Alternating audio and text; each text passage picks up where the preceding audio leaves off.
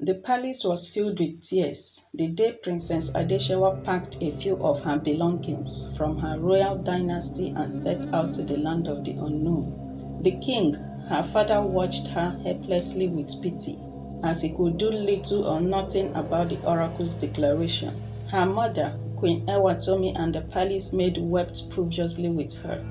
They all imagined what she would pass through in search of a man who truly loved her and would be the potential king after her father.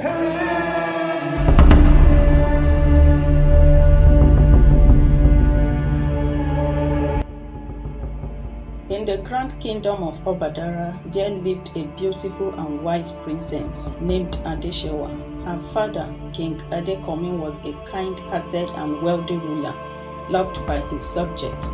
Princess Adeshewa was the only child of the king. Known for her unwavering kindness and humility, she was loved and adored by everyone in their kingdom. She treats people with love and respect, regardless of her royalty and father's wealth. Her maids and palace workers also enjoyed her kind gesture, as she treats them like the siblings she never had. But the princess had one big challenge. Princess Adeshewa found it difficult to find a man who truly loved her for who she was, and not because she was the daughter of a wealthy king. Many suitors had come to the palace eager to marry her, but Princess Adeshewa would soon realize that they were more interested in her father's riches and throne than in her. The king and her mother also tried to connect her with the sons of their wealthy friends, but they would soon end up disappointing her. This realization saddened her deeply, and the king, seeing his beloved daughter's distress, decided to consult the oracle for an advice. The priestess, an old wise woman, revered for her profound wisdom, listened carefully to King Adekomi's worries. After a long moment of silence, she spoke. Your daughter must leave the palace and live as a poor lady in another town. Only then will she find true love, and her destined husband is also a royalty and a son of the soil that would become the next king after you. She must leave now before it will be too late, the wise woman instructed. Though it was a difficult decision, the king and the queen agreed, and Princess Adeshewa, with a heavy heart but determined spirit, disguised herself in simple clothes and set off on her journey, leaving the grandeur of her royal home behind. As she traveled through forests and valleys, her back ached and her bones sore, but her heart was full of hope and a little bit of fear. After several days of traveling, she arrived in the quaint town of Okesi, far away from the splendor of her kingdom. With an empty stomach and stressed out, she looked in awe as everybody was busy with their daily activities. Just as she was thinking of whom to ask about where she could eat and get refreshed, the aroma of a delicious meal filled her nostrils. She looked around and traced it to a bustling restaurant with the name Madame Gold Delicacy. The restaurant was filled with lively chatter and the aroma of delicious food. She demanded for a plate of food, and after eating, she thought to herself, this place would be a good place to start up, and she approached one of the waiters who served her. The waiter, a kind-hearted young lady named Bimbo, listened to the weary-looking princess and took her to their madam. Good evening, ma, Princess Adeshewa greeted. Evening, my dear. Hope she has been served. Yes, ma. Hope you enjoyed your meal. I did, ma. Okay. Hope there is no problem, Madam Gold queried. Not at all, ma'am. I am in need of a job, ma, Princess Adeshewa answered in a shaky voice. Okay, you look strange. Where are you from? Madam Gold asked her. My name is Kumbi. I am from the neighboring village, ma, and my widowed mother is sick and we need money for her treatment. So I left her with my younger sister and decided to come to the town to work and send money home for her treatment, ma, Princess Adeshewa lied. Okay. How will I know that you are telling the truth? Who is your guarantor? Hope you are not a spy from my competitors. Madame Gold eyed the princess with suspicion and queried her. I'm not a spy, ma, and I don't have any guarantor, ma. Please help me, ma, the princess replied and begged her. Okay, what can a beautiful girl like you do? I don't condone laziness or lackadaisical attitude in my restaurant, and my money must not get missing, or else you find yourself in jail, Madam Gold said to her in a stern expression and warning tone. I am not lazy, ma. I can do anything, ma, and I don't steal, ma, Princess Adeshewa replied her. After much questioning and assessment from Madam Gold, she decided to give the princess a chance and she started work the next day. Princess Adeshewa worked very hard, cleaning tables and serving food. As days turned into weeks, their customers began to like her, and she was always smiling, kind, and dedicated to her work. And most of them would prefer she served them food. Some would even wait for her to be through with other customers before placing their order.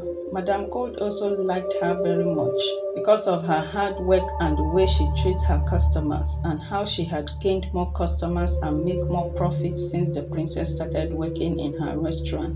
But not everyone was pleased with the princess. The other girls who worked at the restaurant became very jealous of her. They did not like how their customers and Madam Gold would always praise her before them, and then one of them called the attention of others and they whispered behind her back.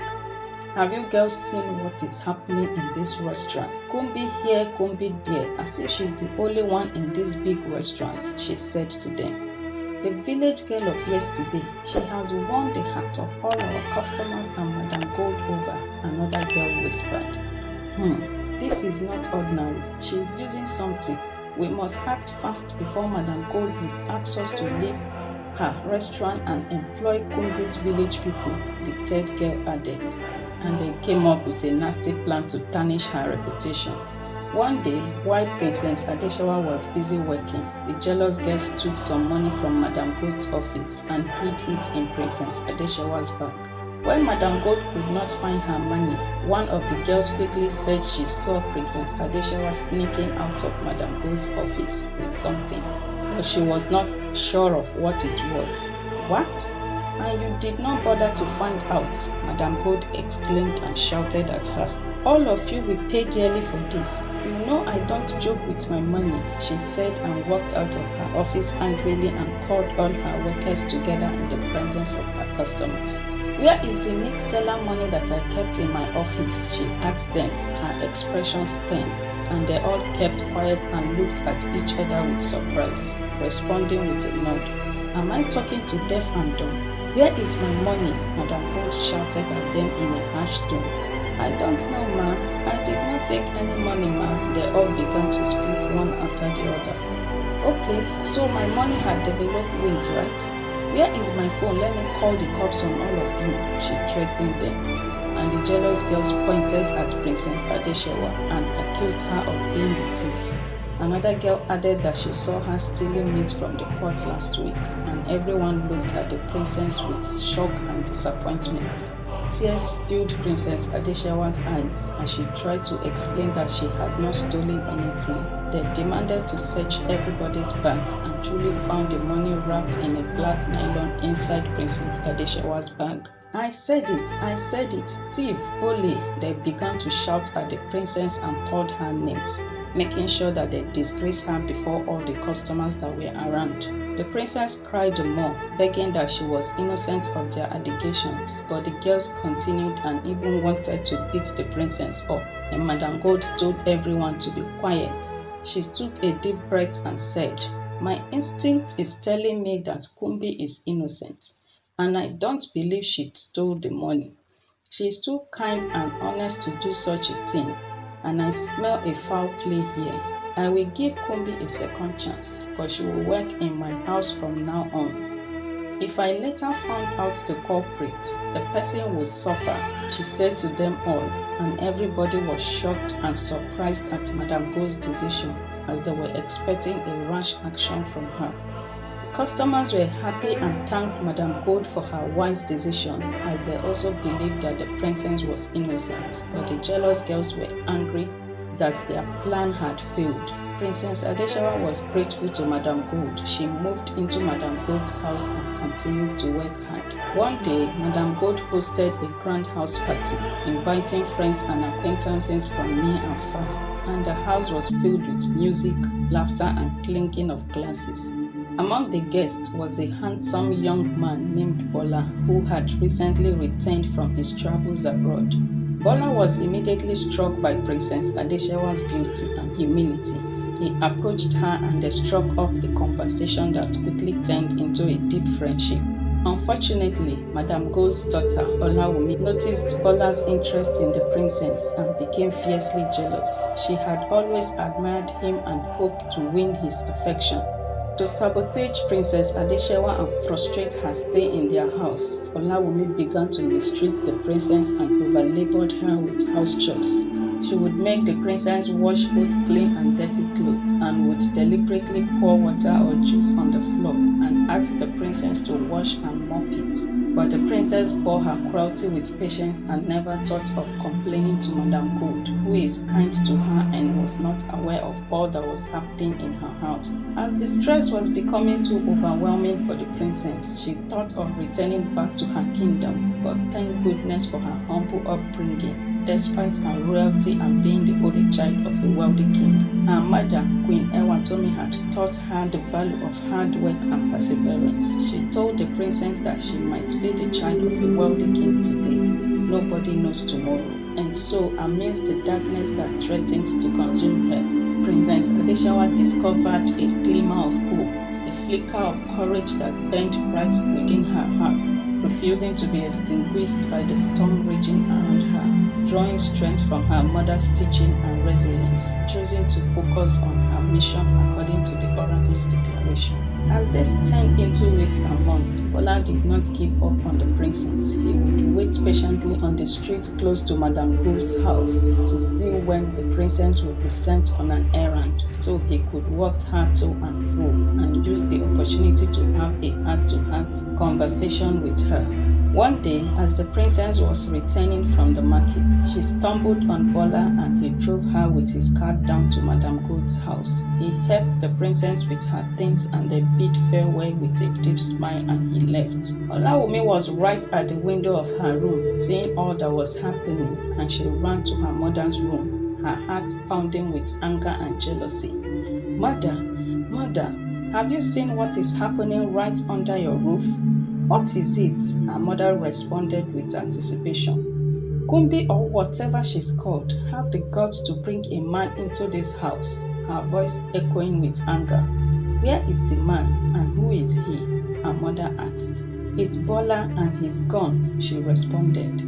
You mean Bola came to this house and did not thought it wise to say hello to me? She asked her.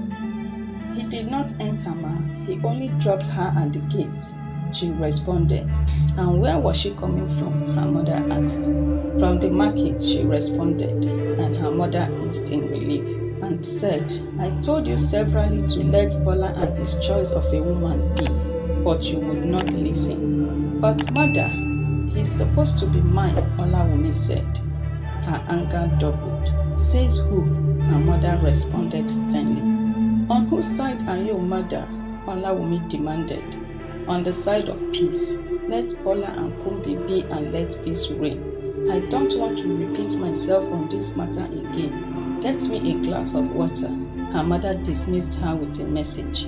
Madame Gold in her kind nature had grown fond of the princess and loved her like her own daughter. Olawumi left angrily to her room, her eyes filled with tears and frustration. As she sat on her bed, she began to wonder why her mother would prefer to be on the side of a mere househelp than her own daughter, and she began to think of what to do next that would make the princess leave their house and Bola would come to her. She pondered throughout the night and finally came up with something. A few days later, Madame Gold was gorgeously dressed in her expensive attire. She had been invited to a house party where high-class and sophisticated women would be in attendance, and she decided to wear her expensive golden jewelry to match up her dress. As she brought out her jewelry pouch and opened it, the golden jewelry was missing. She searched her drawers and could not find it. Then she called her daughter to ask if she was with it, and Olawumi said no.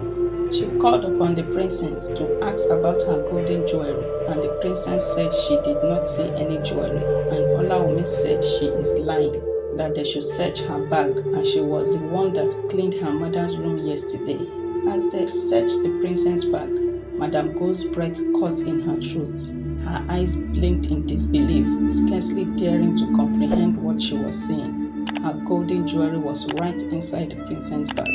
She thought of what to do, but knew that something was wrong somewhere and could not place it. She was finding it hard to believe that the princess stole the jewelry, and also finding it hard to believe that her daughter could go that far to do such a thing to the princess. She looked at her daughter and saw guilty conscience wash over her. The princess, heartbroken and humiliated with tears gushing out of her eyes, pleaded that she was innocent and knew that it was time for her to return back to her kingdom. Madame Gold looked at the princess with the eyes of pity and compassion. She took a deep breath and asked the princess to go on 1 month holiday, that she needed time alone with her daughter. The princess thanked her and left for her kingdom. As she arrived at the palace, her parents welcomed her back home and she was quickly given a royal treatment. After getting refreshed, she narrated all that she passed through in the strange land, but found favor before Madame Gold and met a man called Bola, but was unable to see him before she left, as he traveled abroad for a business meeting. The king and the queen celebrated and praised the princess for her strength and resilience. They encouraged her and assured her that such an ordeal would not repeat itself again. They promised her a quick trip abroad to go and relax and get refreshed, but the princess opted to remain in the palace for now.